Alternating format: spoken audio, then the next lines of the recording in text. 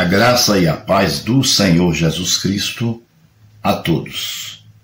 Um forte abraço a você que é participante aí do meu canal, que gosta de assistir aí os meus vídeos, que nos dá o privilégio de adentrar em seu lar para trazer a palavra do Senhor.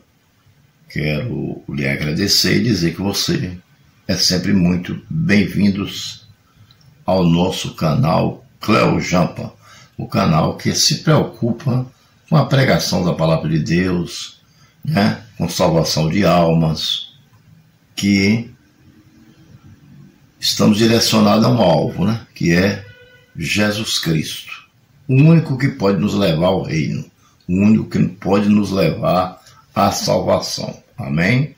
Mas eu quero falar um pouquinho sobre milênio. Eu não sei se você já ouviu falar que haverá 1000 anos Cristo governando aqui na Terra. Não sei se você já ouviu falar sobre este assunto, né? É um assunto que está lá no livro de Apocalipse, Lucas e muitos outros, né? E é um assunto verdadeiro, porque tudo que está escrito na Bíblia é verdade, né? Sobre o milênio de Cristo, né? Hoje nós somos governados aqui na Terra, quando falamos de vida física, né? De vida terrena, por governadores, prefeitos e presidentes das repúblicas, né? Com os seus auxiliares e deputados, senadores, né?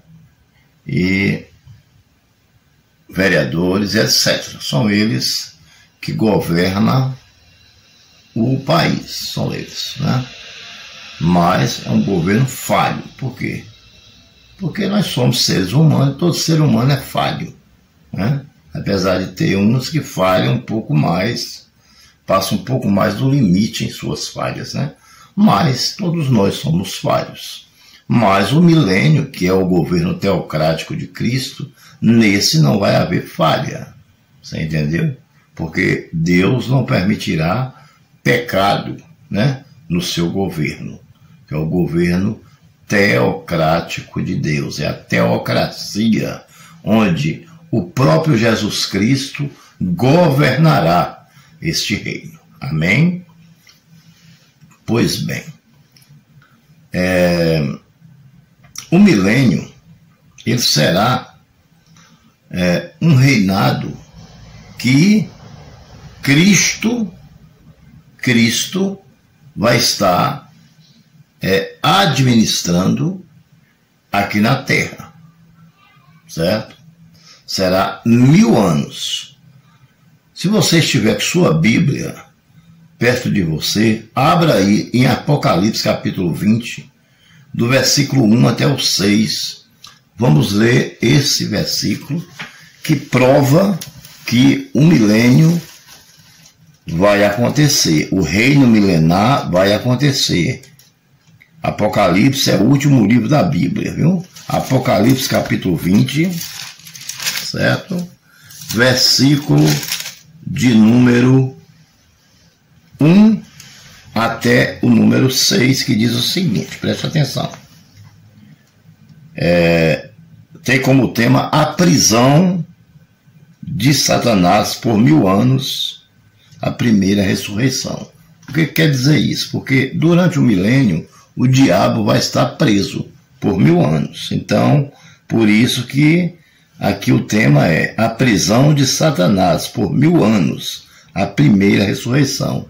No milênio as crianças brincarão com os leões, né? As ovelhas brincarão com os lobos e nenhum dano fará um ao outro. Por quê? Será o governo de paz. O milênio será o governo de Cristo, será um governo de paz. Amém? Entendeu? Porque no reino de Deus não entra pecado. Amém? No reino de Deus não entra pecado.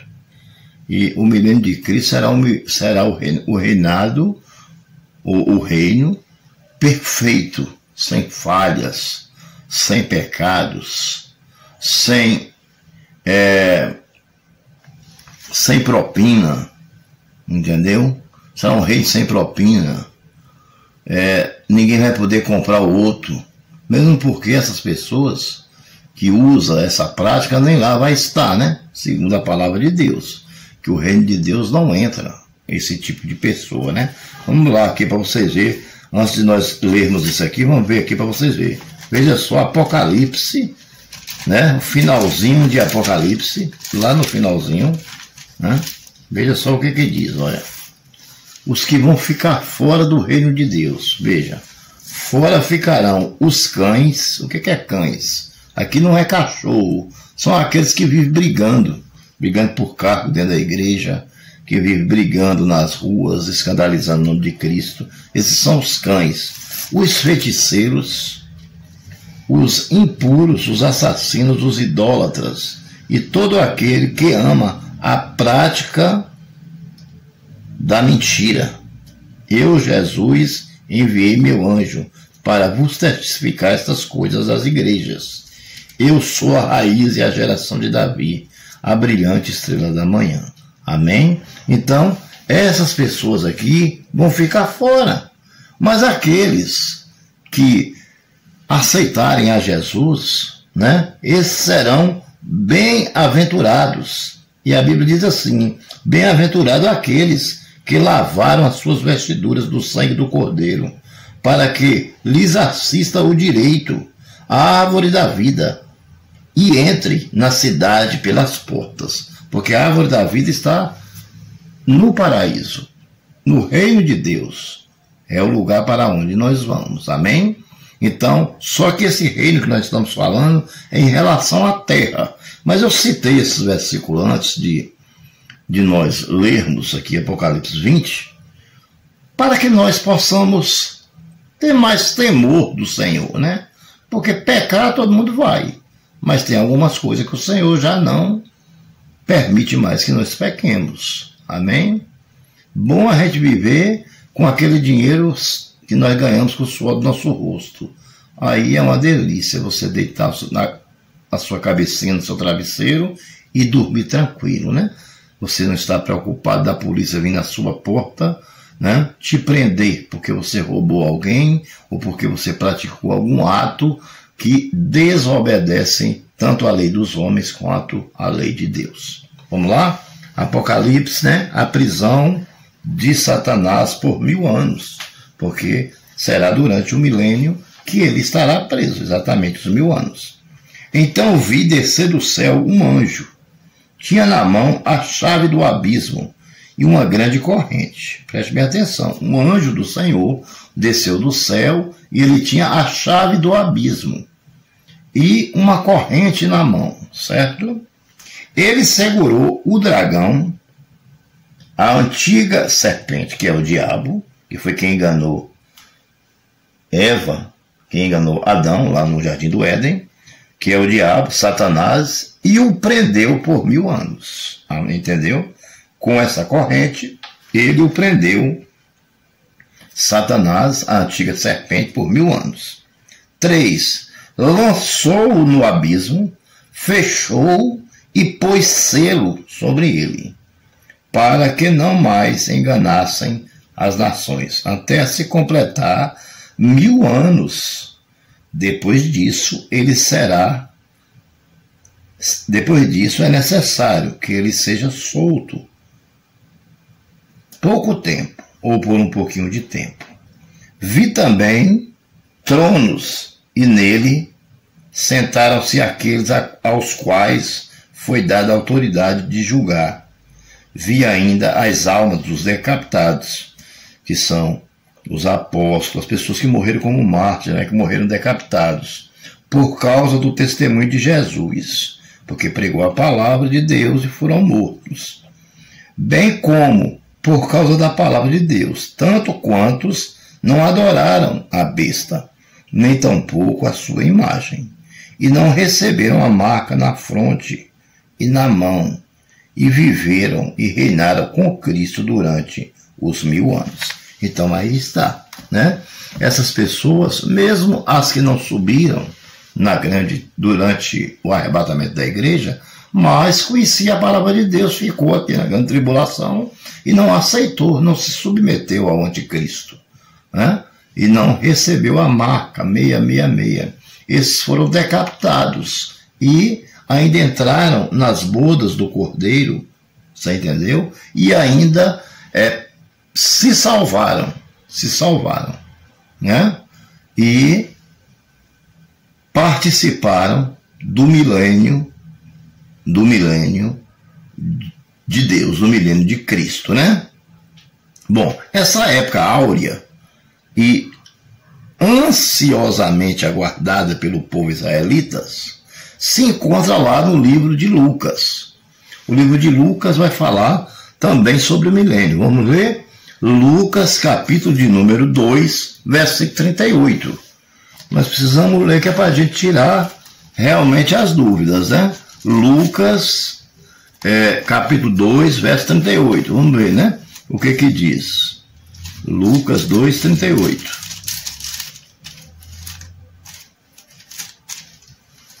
2:38. Diz o seguinte: e chegando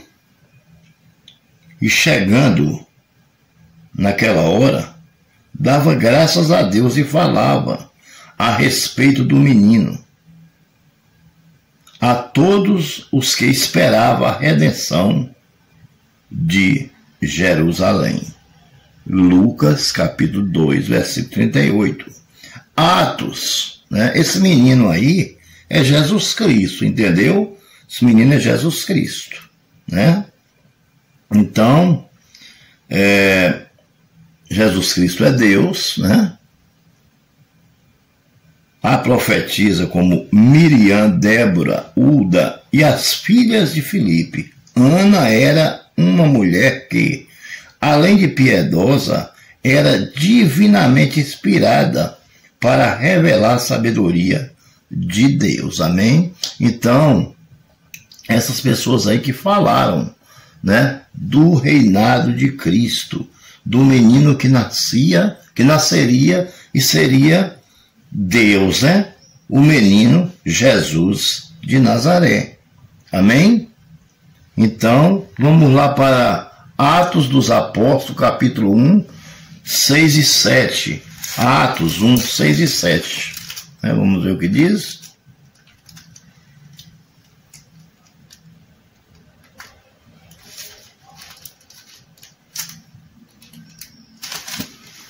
Atos 1, 6 e 7 diz o seguinte, veja só. A ascensão de Jesus. Então, os que estavam reunidos lhes perguntaram: Senhor, será este o tempo em que restaura o reino de Israel?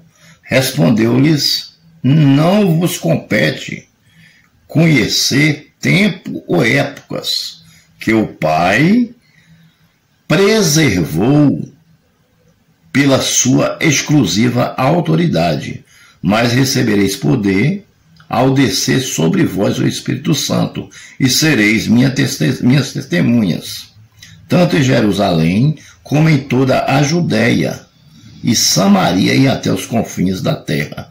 Dito essas palavras, foi Jesus elevado às alturas à vista deles, e uma nuvem o cobriu dos seus olhos. Amém? Então, aqui, os apóstolos perguntam a Jesus se já é a época do reino milenar, do reino de Deus. Mas aí o Senhor diz que não competia a eles a saber sobre essas coisas. Não é verdade? Talvez nem Jesus ainda não sabia, mas só o Pai. E o Pai revela no dia que Ele quer. Ele sabe a hora certa de revelar, porque Ele quem comanda o mundo. A Bíblia diz que o Senhor Deus está com o globo terrestre na palma da sua mão. Se a mão do Senhor consegue sustentar a terra, porque o globo terrestre é a terra, consegue sustentar a terra, imagine o tamanho da grandeza, da força e da onisciência de Deus, né, irmãos? Então, tem pessoa que diz: não vai haver milênio na terra não, mas vai haver sim. Tá aí os versículos que comprovam. Jesus não lhes tirou esta esperança, apenas não lhes revelou o tempo e a hora do seu cumprimento. É esta esperança que tem impulsionado o regresso dos judeus à sua pátria e também motivado a sua rápida elevação. Ou seja, Jerusalém foi destruído, mas depois que o rei Ciro destruiu a descendência de Nabucodonosor, ele liberou o povo para ir embora para Jerusalém. E Jerusalém foi construído, está aí construída, né? É uma grande nação, linda, maravilhosa, uma cidade linda, entendeu? E é exatamente lá em Jerusalém foi onde aconteceu todas as coisas, né? Todas as coisas. Tudo vai convergir em Jesus Cristo, porque foi ele que morreu na cruz para nos salvar. Então ele é herdeiro de todas as coisas. Amém? Ele é herdeiro de todas as coisas. Não apenas a criatura humana, mas também a criação inteira aguarda esse tempo para a sua libertação das consequências do pecado a que ficou sujeita desde a queda do homem. Então preste atenção. O pecado de Adão, além de prejudicar a nós seres humanos, somos descendentes dele, prejudicou até a natureza. Até a natureza geme, chora, porque ela não tem a mesma vitalidade que tinha antes do pecado. Até a natureza perdeu a vitalidade. Você está entendendo? Veja que quando o milênio chegar, ele vai trazer de volta a vitalidade da natureza. Ele vai trazer de volta a paz, a inocência que Adão tinha antes de pecar. E vivia como uma criança. Os dois viviam nus no jardim, mas não tinha malícia, não tinha maldade no coração. Mas por causa da desobediência, de ter comido do fruto, que significa a desobediência do bem e do mal, o teste que Deus fez para com eles, e eles não passaram do teste. Aí veio o pecado ao mundo, que causou toda essa catástrofe. Causou toda essa catástrofe. Pois bem, o milênio terá o seguinte propósito. No início do seu ministério terreno, Jesus revelou a plataforma do seu governo, tendo uma legislação toda superior, ou seja, tudo o que acontece hoje na terra em relação a reis, a governadores, a prefeito, a deputado, a senador, né? O governo de Cristo será superior a todos eles, É o chamado Sermão do Monte, registrado no capítulo 5 a 7 do Evangelho de Mateus. E o Evangelho do Rei. Alguns propósitos do milênio são: quais são os propósitos do milênio do governo de Cristo na terra? O primeiro é fazer convergir em Cristo todas as coisas, ou seja, isto é, toda a criação. Efésios capítulo 1, versículo de número 10. Vamos ler para nós entendermos. Efésios 1, 10. Fala sobre isso. Convergir, ou seja, todas as coisas é do Senhor Jesus Cristo, né? É isso aí que ele está dizendo. Pronto, Efésios 1, 20, diz o seguinte, quer ver? O qual exerceu em Cristo, ressuscitando-o dentre os mortos e fazendo-o sentar à sua direita nos lugares celestiais. Entendeu? Então, ou seja, a morte não conseguiu tragar Jesus Cristo, porque Jesus Cristo é Deus, é a segunda pessoa da Trindade. E quem ressuscitou Jesus Cristo foi Deus Pai. Deus Pai foi lá com o anjo, falou: remova a pedra. Jesus ressuscitou, você entendeu? E ficou todo mundo procurando Jesus por 3 dias. Depois de 3 dias ele apareceu, né, aos apóstolos, às mulheres, Maria Madalena, e foi aparecendo as pessoas, né? Uns acreditaram, outros não, como por exemplo Tomé, teve que tocar nas chagas para acreditar, enfim. Bom, Jesus, a morte não tragou Jesus. Por isso que todas as coisas vêm a convergir nele, em Jesus Cristo. Amém? Vem a convergir em Jesus Cristo. Efésios capítulo 1, versículo 10 diz: esta dispensação mencionada no texto é uma referência ao milênio. O pecado trazido pelo diabo causou toda sorte de divergência, desunião e desagregação em tudo. O diabo hoje continua seu trabalho produzindo desagregação entre tudo. Porém, durante o milênio, ele estará preso. Afinal de contas, ele não é absoluto. Isso aí é o primeiro ponto porque o Senhor vai implantar o milênio aqui na Terra. Certo? Em segundo lugar, o segundo propósito é estabelecer a justiça, a paz na Terra. Amém? Deus vai acabar com as injustiças. Aqueles que são injustos se preparam, porque Deus vai eliminando toda a rebelião contra Deus. 1 Coríntios 15, 24 e 28, está escrito lá. Você pode abrir a Bíblia e ler que você vai ver. E no versículo 24, lá de Mateus, a expressão então virá o fim, refere-se ao final do milênio. É só examinar o contexto, especialmente no versículo 25, que fala sobre as 10 virgens, que 5 entram para o reino e 5 não entram. Por quê? Porque não estavam vigilantes. Então o Senhor chama a atenção para a nossa vigilância em relação a herdar o reino do céu. Você está entendendo? A herdar o reino do céu e a herdar o reino terreno. Ou seja, nós fazer parte, ser herdeiro e co-herdeiros com os anjos do reino de Deus, tanto do reino milenar como do reino celestial. Amém? Pois bem, vamos lá. Versículo de número terceiro propósito. Vamos ver por que Deus estabeleceu este milênio. Terceiro propósito: fazer convergir nele o milênio.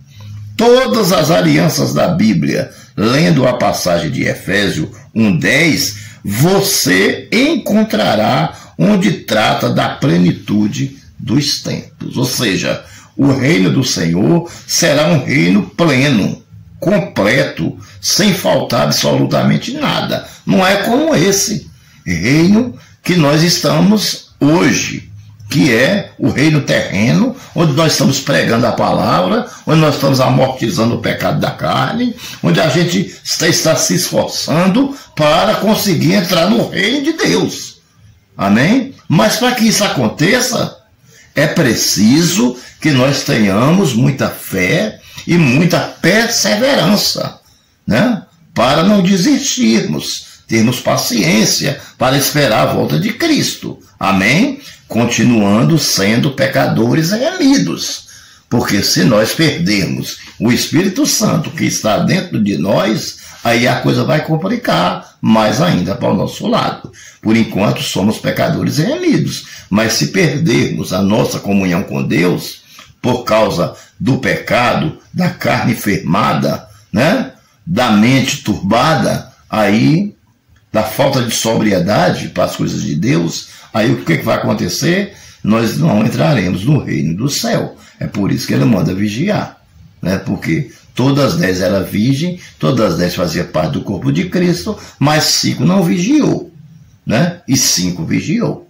Amém? Então, aquela falta de azeite ali significa a falta de vigilância. Amém? Aí ele não tinha candeia nenhuma, aí ele não tinha azeite nenhum, aquilo ali é apenas uma parábola, mas é uma parábola que nos leva a refletir acerca da vigilância para entrarmos no reino de Deus. Amém? Quarto lugar: fazer Israel ocupar toda a terra que lhe pertence e fazê-lo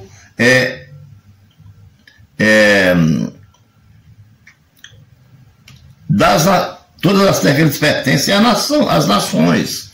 Isso está